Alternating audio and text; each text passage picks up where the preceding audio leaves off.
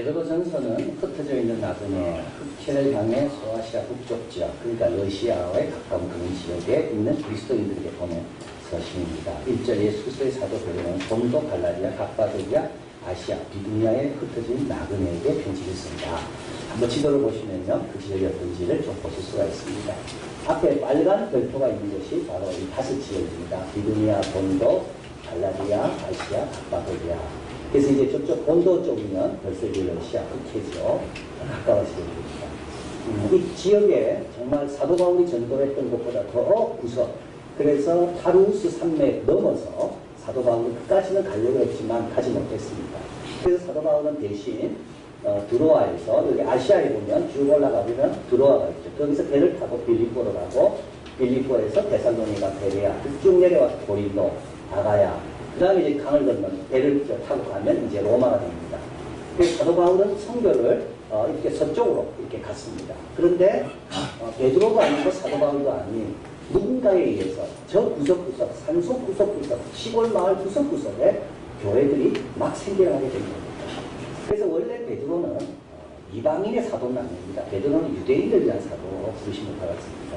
그런데 교회가 워낙 사방에 많이 생기다 보니까 베드로가 거기 흩어져 있는 성도들에게 권면할 필요가 있어서 베드로 전서 부서를 적었습니다. 여기 보면요, 아시아에 한번 가보시면 거기 버가모, 두아디아, 사데, 서머나, 필라델피아, 그 다음 에베소, 그 요한 계시록에 나와 있는 7교회가 거기 있어요. 근데 사실 저 교회도 사도 요한은 유대인 주의 대상이었는데 사도 요한이 저 이방인 교회 서신을 보낸 이유는 베드로도 마찬가지. 초대교회, 저렇게 많은 교회들이 무명의 성도들에 의해서 교회가 세워졌다는 것을 알게 합니다. 베드로전서는 저 시골에 있는 저 구석에 있는 이 사도 바울 같은 그런 헌신된 사도 가지 않았던, 가지 못했던 그 시골에 있는 교회들에게 베드로가 이제 서신을 보냈는데, 서신의 주제는 이것이 참된 은혜입니까? 그 은혜에 굳게 서라는 내용입니다. 은혜라는 게 뭘까요? 그럼 정의하고 은혜하고는 다릅니다. 저스티스는요, 자신의 몫을 제대로 쳐주는 게 정의입니다. 계약한 대로 주는 것이 정의입니다. 은혜는요, 정의의 초과 달성입니다. 은혜는 관대한 겁니다. 정의는 관대로 안 됩니다. 법정에서 판결을 내릴 때는 그 벌에 해당되는 그분이 저지른 잘못에 대해서 딱 정확하게 벌을 내려야 돼요. 이게 정의입니다. 관대하게 하면 안 되죠. 벌을 너무 많이 준다든지 적게 준다든지. 그래서 정의는 자신의 몫에 합당하게 주는 게 정의라면, 은혜는 그것에 초과 달성. 그래서 가정은 은혜로운 것입니다. 가정은 아이들이 해야 될 몫만큼 주는 게 아니라 가정에서는 더 받는 것이 은혜입니다. 그런데 하나님의 은혜는 또 좀 다릅니다. 외인에 대해서 관대하게 베푸는 호의가 일반적인 은혜라면 하나님의 은혜는 좀 다릅니다. 하나님의 은혜는 자신을 거역하는 자에게 관대한 것이 하나님의 은혜입니다. 하나님의 은혜는 자신을 조롱하는 자를 향해서도 이렇게 좋은 날씨를 주시는 것이 하나님의 은혜입니다. 오늘 이 주일은 어떤 날입니까? 주일날 교회에 차 타고 오면서 이렇게 좋은 날, 이 좋은 날을 주신 하나님께 예배드려야 되는데, 이 하나님 때문에 우리에게 이 좋은 날이 있는데도 불구하고 수많은 사람들은 교회로 오지 않고 다 넘어가고 있거든요. 근데도 하나님은 그들을 위해서 아름답고 신선한 공기를 제공해 주십니다. 이게 하나님의 은혜입니다. 조금 배운 사람들은요, 하나님이 어디냐고 얼마나 많이 하나님을 조롱하는지 몰라요. 근데도 불구하고 하나님은 그들에게도 지금도 신선한 바람으로 그들에게도 소화되게 하시고 그들에게도 먹고 살도록 해주시는, 이게 하나님의 은혜입니다. 우리 예수님께서 십자가를 지고 올라가실 때 욕 많이 들었습니다. 안 져도 돼요. 그 욕하는 사람들을 위해 왜 십자가를 집니까? 그건 정의죠, 정의. 자격 없는 사람에게 왜 줍니까? 근데 우리 예수님은 욕을 받으시되 대신 욕하지 않고 친히 나무에 올라가 나무에 달려 그들의 죄를 담당한 것. 이게 하나님의 은혜입니다. 자신을 거스리고 자신에 대해서 죄를 범하는 그런 사람을 향해서도 관대하게 베푸시는 하나님의 사랑, 이게 은혜입니다. 참된 은혜는 뭘까요? 이제 오늘 우리가 참된 은혜를 또 발견하게 됩니다. 이것도 은혜지만 그것보다 더 큰 은혜가 있습니다. 이걸 가리켜서 참된 은혜라고 합니다. 구원받은 것이 참된 은혜입니다. 오늘 베드로 1장 베드로전서에 보면 이렇게 나와 있습니다. 2절 한번 읽어봅니다. 곧 하나님 아버지의 미리 하심을 따라 성령의 거룩히 하심으로 순종함과 예수 그리스도의 피부름을 얻기 위하여 택하심을 받은 자들에게 편지하노니, 여기 이제 하나님의 구원 사역을 요약한 겁니다. 하나님은 우리를 구원하기 위하여 아버지와 성령과 아들이 다 동원하셨습니다. 그러니까 우리 한 명입니다. 아까 본 그 시골에 있는 그 저 구석에 있는 그 영혼 한 명을 구원하기 위해서 우리 하나님은 아버지도 동원되고 성령도 동원되고 아들도 동원되고, 그래서 한 명을 구해내는 겁니다. 잃어버린 양 한 마리를 찾기 위하여 목자가 다 두고 가서 찾은 거와 꼭 같습니다. 미리 아심이란 말이 뭘까요? 하나님은 우리를 구원하실 때요, 이렇게 즉흥적으로 순간적으로 생각나서 구원한 게 아닙니다. 하나님은 우리를 지켜보고 계셨습니다. 그래서 가장 좋은 때 우리를 부르신 거예요. 하나님은 우리를 지켜보고 계셨기 때문에 성경에 보면 하나님이 사람을 부를 때 꼭 이름을 부릅니다. 왜냐하면 그 이름을 알고 계셨다는 거예요. 그리고 하나님이 알고 부르셨기 때문에 우리는 그분 부를 때 당당하게 나갈 수가 있습니다. 숨길 게 없기 때문에 다 아시면서 부르셨기 때문에.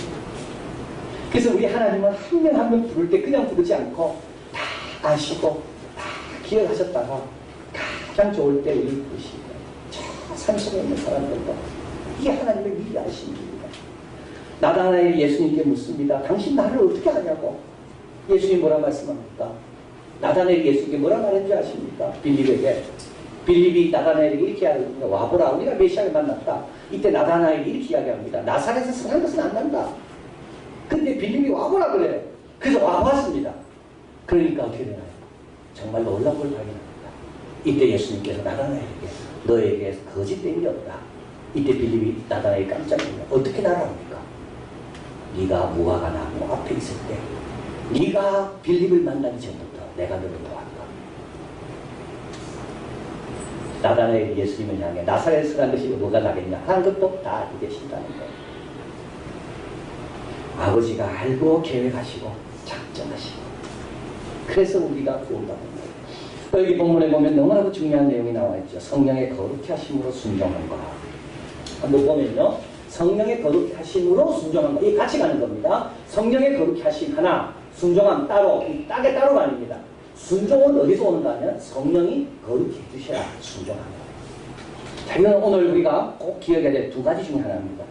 오늘 이 말씀을 듣는 우리가 꼭 기억해야 될 두 가지 중에 하나입니다. 사람은요, 거룩하게 되지 않으면 순종할 수가 없습니다. 사도 바울은 죄와 허물로 죽었다고 되어 있습니다. 죽은 사람은요, 절대 하나님의 부르심에 반응할 수가 없습니다. 부르심에 반응하려면 먼저 뭐가 있어야 됩니까? 살아나요. 먼저 성령의 역사가 있어야 합니다. 성령의 역사가 있어야지 내가 그 부르심에 반응할 수가 있는 겁니다. 안 그러면 죽어있는 상태에서는 아무 반응할 수가 없어요.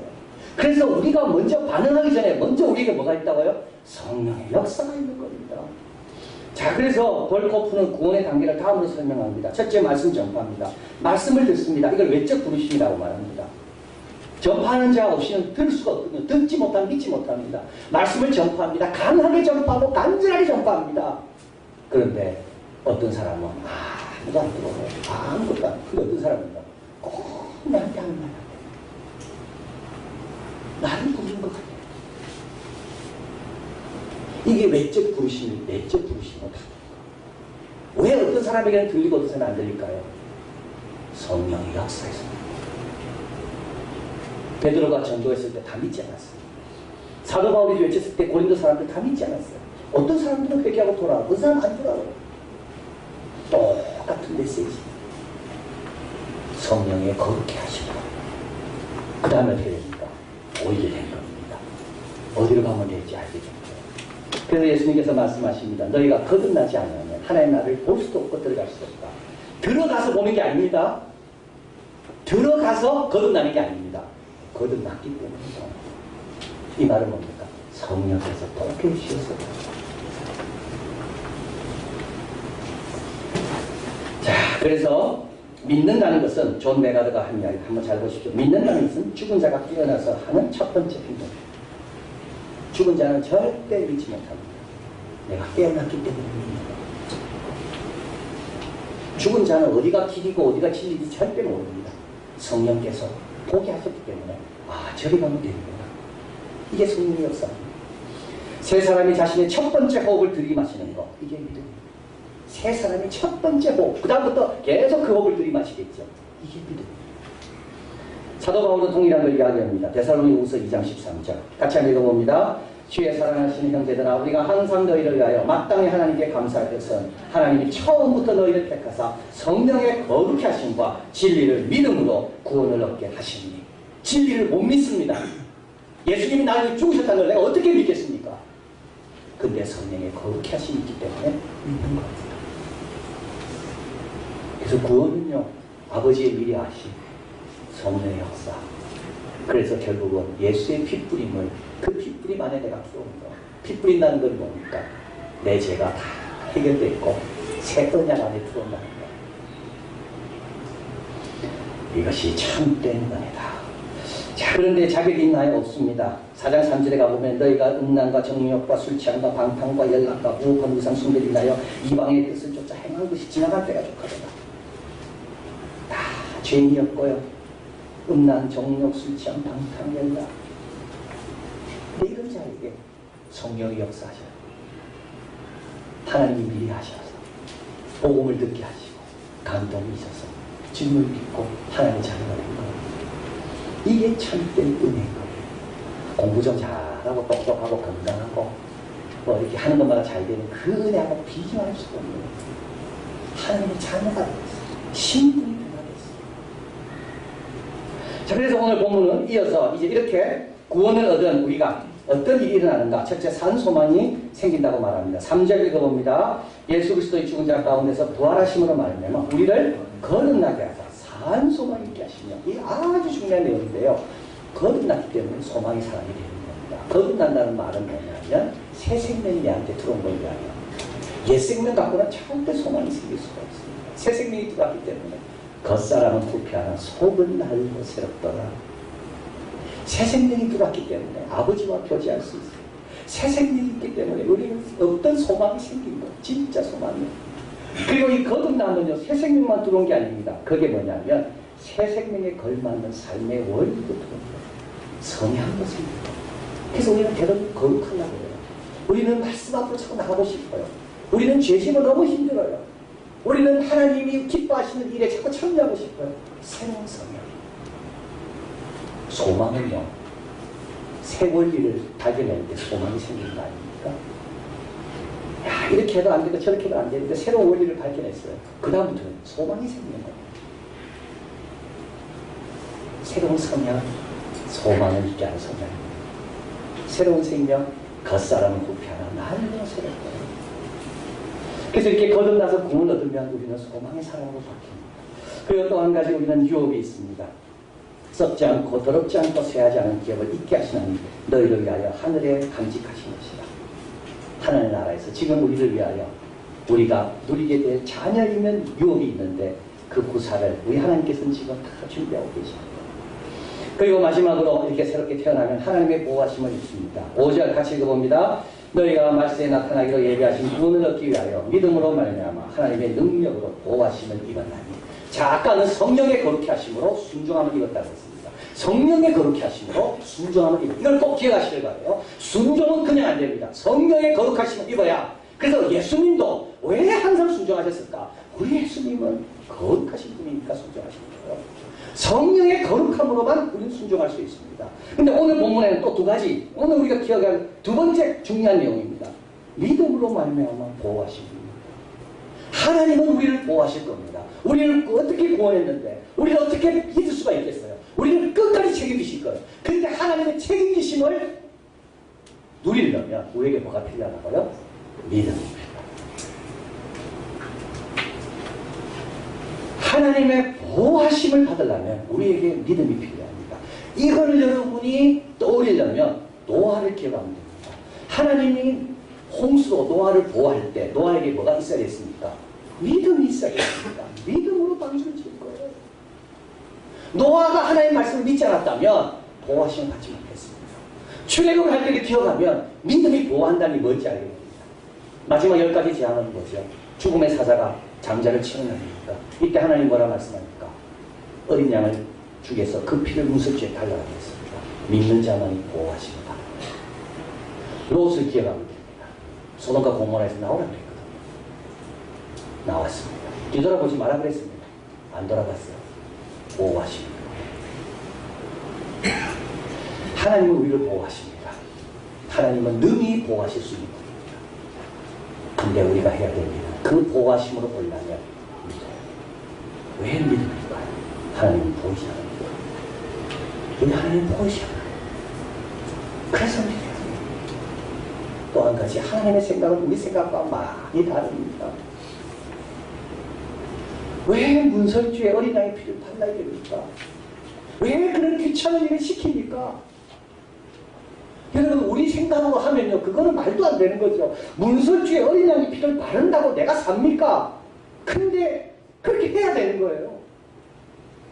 내 상식과 내 교양과 내 경험을 갖고는 절대 하나님 보호하시 못 받습니다. 하나님은 절대자고 하나님은 창조주이기 때문에 우리와 하나님은 너무 차이가 나거든요. 그래서 그분의 보호하심, 그분의 인도를 받으려면 우리는 믿어야 됩니다. 자, 한번 보십시오. 존 파이프가 이야기합니다. 우리가 믿음의 선한 싸움을 싸우는 것은 그분이 우리 편으로 만들기 위함이 아닙니다. 반대로 그분이 우리와 함께하시기 때문에 믿음의 선한 싸움을 싸우는 겁니다. 그분이 옆에 계시는데 안 보입니다. 그런데 그분은 기다린다고 했어요. 그래서 믿음의 선한 싸움이 필요하다는 겁니다. 그분이 안 계셔서가 아니라 그분이 옆에 계시기 때문에 우리는 믿음의 선한 싸움이 필요한 겁니다. 불신과 싸워야 되고요. 염려와 싸워야 되고 조급함과 싸워야 되고 인간적인 방법과 싸워야 되고, 왜냐하면 그분이 옆에 계시니까 완전 다른 개념이죠. 그분의 말씀대로 인도받아야 되기 때문에 싸우는 거예요. 9절입니다. 믿음의 결국 온정은 구원을 바랍니다. 이게 결국이란 말이 중요합니다. 당장 열매 안 나타나더라도 믿는 자는 결국 영원구원. 이 영원구원이라는 말은 아까 말한 구원과 다릅니다. 하나님의 극적인 계획입니다. 하나님의 숨겨놓은 보안입니다. 믿음으로 견디는 자는 하나님의 극적인 계획을 경험합니다. 영혼은 영적인 걸 말하는 게 아니라 내가 아끼고 소중하게 여기는 그 모든 것들이 하나님의 극적인 계획으로 온전하게 됩니다. 근데 누구만이? 믿는 자만. 이게 바로 씨 뿌리는 비유입니다. 씨가 떨어졌습니다. 돌짝밭에 뿌렸다는 것은 말씀을 듣고 즉시 기쁨으로 받지만 뿌리가 없어 말씀으로 인하여 환난 핍박이 일어날 때 넘어지는 자요. 가시떨기에 뿌렸다는 것은 말씀을 듣다 세상 염려, 재리, 유혹, 말씀이 막혀 결실하지 못하는 자요. 누가 100배 열매냈습니까? 이런 것을 다 이겨내고 믿음으로 끝까지 버티는 자가 나중에 100배, 60배, 30배 노아가 방주를 지어도 아무도 안 도와줘도 계속 방주를 지는 거예요. 모세가 하나님께서 들어가지 마라 그래도 자기가 가나안 땅에 들어가기에는 제일 적합한 자라고 생각했지만 하나님이 들어가지 마라 하면 안 들어갈 거예요. 믿음의 결국은 영원 복은 따릅니다. 그래서 모세가 지금까지 봉이 되는 거예요. 지난 금요일 기독교 저술가이고 미국인입니다. 필립이 한씨입니다. 함께한 6시간의 행사에 참석했습니다. 하나님의 은혜 뜻밖에서 만나는 하나님, 교회는 나의 고민, 나의 사랑 등 참 주옥 같은 좋은 글들을 적었고 전 세계적으로 그 책은 번역돼서 많은 사람이 읽고 유익을 얻고 있는 그런 끼치는 작가입니다. 저는 금요일날 저녁 2시부터 저녁 8시까지, 그래서 이 제목이 필립이 한씨와 함께하는 6시간입니다. 그래서 처음에는 간다 했는데 막상 금요일이 다가오니까 참 가기가 부담스러웠습니다. 금요일은 얼마나 참 바쁜 날입니까? 그리고 또 거기가 가평이니까 필그림 하우스까지 오고 가고 시간도 많고 운전해서 가야 되고 와야 되고 생각보다 끔찍해요. 자꾸 끔찍한 생각, 피곤하고 그 다음날 아침 새벽 기도해야 되고 그 다음날 구역장 공부인 돼야 되고 끔찍해 고민, 계속 고민. 금요일 출근해서까지 고민. 부자 청년이 생각났습니다. 예수님께서 네 재산을 팔아 가난한 사람이 죽어나기조차 이때 고민이 많다 그랬거든요. 근데 부자 청년은 고민하고 떠나갔지만 저는 고민하고 가자. 그래서 갔습니다. 제 생각과 완전히 달랐습니다. 저는 필리비안 씨와 대화하는 시간이죠. 필리비안 씨와 함께하는 6시간이기 때문에 6시간까지 대화할 게 있을까? 근데 대화하는 시간이 아니었습니다. 그가 준비한 좋은 강연을 들었습니다. 보배를 질그릇에 담았다. 참, 너무 중요하죠. 보배가 질그릇에. 우리 같은 자에게 보배를 맡기시나요? 우리 같은 자에게 말씀을 맡기고, 우리 같은 자에게 교회를 맡기고, 우리 같은 자에게 사명을 맡기고, 이 질그릇은 일회용 용기인데 한 번 쓰고 버려도 되는 그런 아무도 가치 여기지 않는 그것에 보배를 맡기고. 근데 우리는 왜 이 보배에 관심보다 우리는 이 질그릇에 관심이 많은지, 우리는 왜 질그릇 갖고 그렇게 힘들어하고, 질그릇 갖고 비교하고, 질그릇 갖고 불평하는지 참 좋은 내용이었어요. 도전 많이 받았어요. 그가 이야기합니다. 정말 중요한 것은 안에 있는 게, 그런 이야기를 하더라고요. 눈은 안 보이도 살아요. 손은 없어도 살아요. 발 없어도 살아요. 그런데 우리는 왜 눈에 그렇게 관심이 많은지, 정말 못 사는 것은 신장이 없으면 못 삽니다. 대장이 없으면 못 삽니다. 근데 누가 지금 대장에 신경 씁니까? 눈에만 신경 쓰지. 하나님 주신 보배를 소중히 여기고 감사히 여기자. 자, 그리고 끝났습니다. 이제 저녁 먹고 이제 빨리 집에 올라가겠습니다. 근데 주도하시는 목사님께서 자꾸 우리한테 이야기합니다. 여러분은 6시간을 약속할게 없기 때문에 6시간까지 있어야 됩니다. 6시간씩 있어주세요. 끝나고 가는 사람에게는 책도 선물을 주고, 자꾸 이렇게 해서 정말 6시간만 이야기하면 이제는 뭐가 좀 기분이 나빠지더라고요. 그래서 참았고, 어떻게 할까 하다가 저녁 먹고 올라 했지만 6시간씩 기다리자. 약속한 거 지키자고. 잘해서 이제 저녁 먹고 음악회가 시작되었습니다. 성악가가 나왔고, 바이톤, 테너, 소프라노, 바이올린, 또 예뻐서 재미있는 가곡도 부르고, 또 찬송도 부르고 좋았어요. 참 감사합니다. 그게 끝이 아니었어요. 그 불렀던 사람들을 쭉 세워놓고 목사님이 이렇게 이야기합니다. 이분들이 누구냐? 이분들은 가난하고 없는 교회 가서 자비량으로 공연해주는 음악가들입니다. 다 이태리 유학 갔다 온 아이들. 다 콩쿠르 가서 성공. 근데 가난한 개척교회를 돕기 위해서 돈 받지 않고 살아받지 않고 부르는 곳이면 어디도 갔다 음악회를 열어서 주민들에게 교회가 조금 더 좋은 일로 소문이 나도록 도와주는 사람. 그 음악이 다시 느껴지더라고요. 그들이 다시. 근데 그 순간 하나님은 보배를 땅속에 감춰줍니다. 우리 예수님은 도적같이 오신다는 말이 바로 이런 뜻이구나. 오늘 본문에서 말씀하신 믿음의 결국은 영혼 구원이란 말이 바로 이런 말이구나. 나는 이것까지만 해도 나는 최대한 했다 했지만 주님은 아직까지 더 남았다고 할 때 더 기다려야 되는 거구나.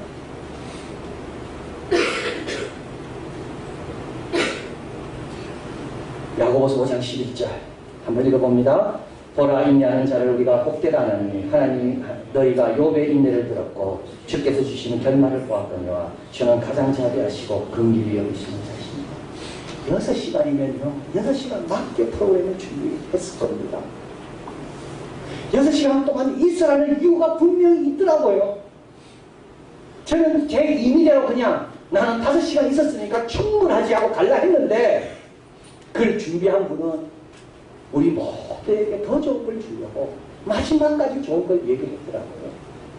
우리 하나님은 가장 자비하시고 긍휼히 여기시는 분이기 때문에 기다리라고 하는 것은 이유가 있기 때문에 기다리라는 겁니다. 노아에게 방주를 지으라고 계속 지으라고 하는 이유는 이유가 있기 때문입니다. 누가 보호를 받습니까? 믿음으로 사는 자가 보호받는 겁니다. 믿음의 결국은 영혼의 구원을 받습니다. 이것이 참된 은혜입니다. 소망이 생겼습니다. 성향이 바뀌었습니까? 새 생명이 있으니까 겉사람은 후패해도 비록 질그릇 같아도 다른 사람은 질그릇으로 평가해도 나는 내 속에 보화가 있으니까 이게 참된 은혜인 겁니다. 기다리면 되고 책임지시면 돼요. 10월 한 달 이 은혜에 굳게 서라 되어 있습니다. 여러분 질그릇 갖고 자꾸 비교하고 힘들어하지 마시고 속 사람이 날로 새로워지도록 이 소망과 이 성향이 더 복되도록 그리고 오늘 본 그 지도 그 구석구석까지 복음이 전파된 그 누군가 사도 바울도 갈 수 없었던 그 구석까지 복음을 들고 가서 교회를 세운 그래서 참된 은혜를 전한 그 성도들처럼 우리도 이 가을에 은혜를 전하는 복된 자들 되기를 진심으로 바랍니다.